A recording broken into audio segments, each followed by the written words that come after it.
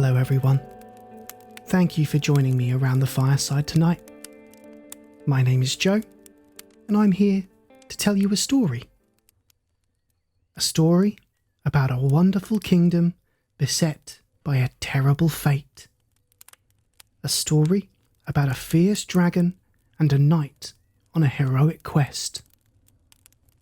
A knight that proves that courage can come in many forms and from the most unexpected of places. Proudly presenting A Knight Named Clover, written by Ian Rowe. I would like to sincerely thank Ian for his generosity and allowing me to read his wonderful book. I really do recommend picking this up for yourself, and you can get a signed copy and enjoy all the educational resources on the author's website, ianrowe.com, or get it from Amazon or Waterstones.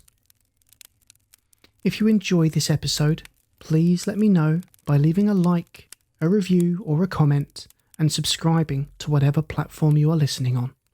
Every interaction truly does mean the world to this channel. If you'd like to support the show, you can at talesbythefireside.com/support. While here, you can also listen to every other episode, find all the platforms we are on, and join our mailing list. Now please, get comfortable, let go of the daylight, and join me for our story. A Knight Named Clover by Ian Rowe. Our story begins in a land far away, where young Princess Clover spent day after day perfecting her climbing and riding too fast. Her partner in crime was a horse she named Blast. Her father, the king, had encouraged his daughter, behave like a knight, and for starters, he taught her to fire the catapult, wrestle, and fight. Safeguard the weak, and you'll be a true knight. One day in October, the leaves had turned gold. The evenings were cool, and the nights jolly cold, when a dragon appeared like a huge bird of prey, making everyone scream, "It's the Scourge, run away!" With fearsome shrieks and a fiery blast, this mythical menace from centuries past devoured their animals, frazzled their grain, and dive-bombed the castle again and again. The people fought back. Well, they did what they could. The Scourge was too clever, her vision too good, and all of the boulders they launched at the sky were wasted. She dodged. They sailed harmlessly by. So,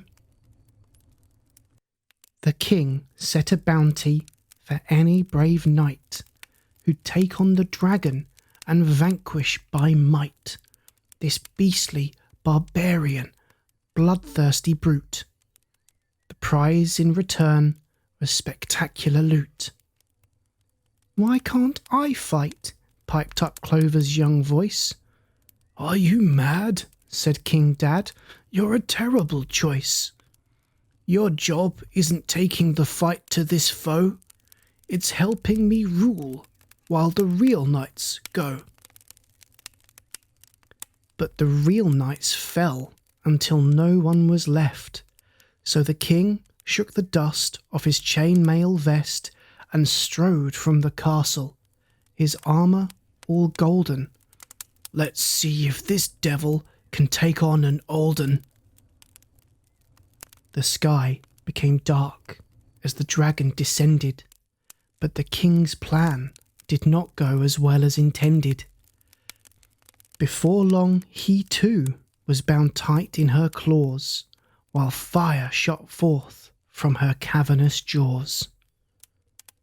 "That does it," cried Clover, and mounting her steed, she tore from the castle a true knight indeed. The dragon was startled. Girl knights weren't expected.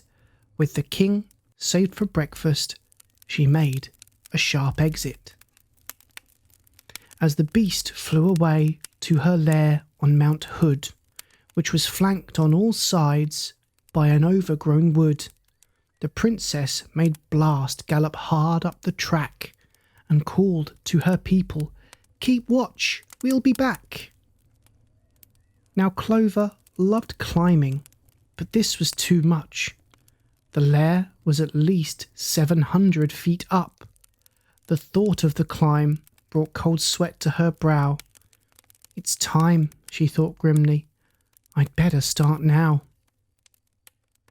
In seconds, the princess was out of her seat, and putting her trust in her hands and her feet, she climbed ever higher and found herself soon approaching the top, dimly lit by the moon.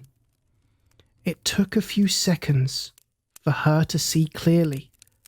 Her breathing was ragged, her limbs oh so weary.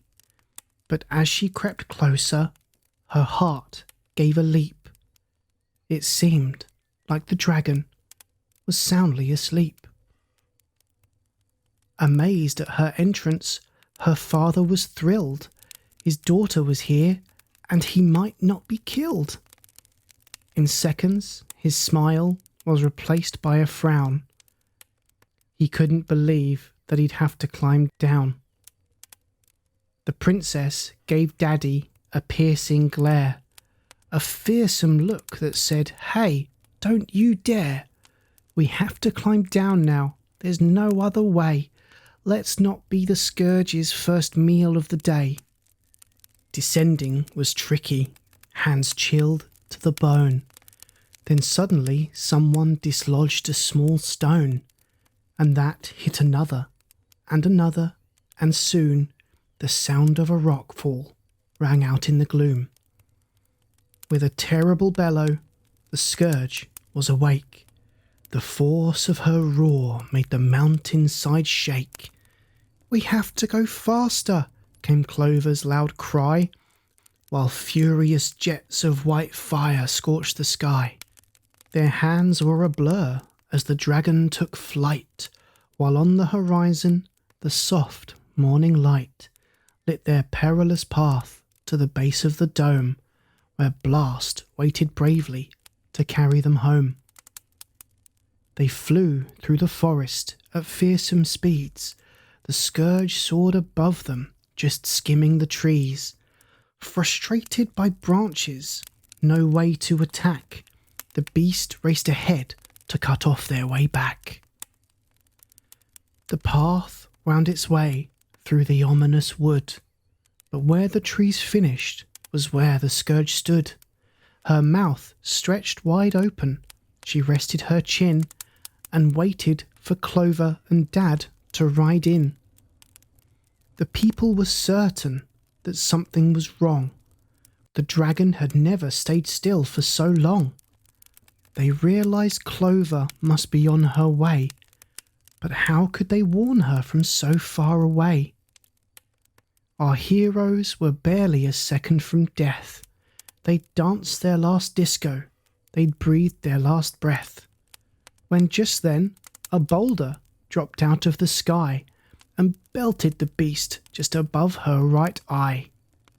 From up in the castle there came a loud cheer, a huge celebration, the end of the fear.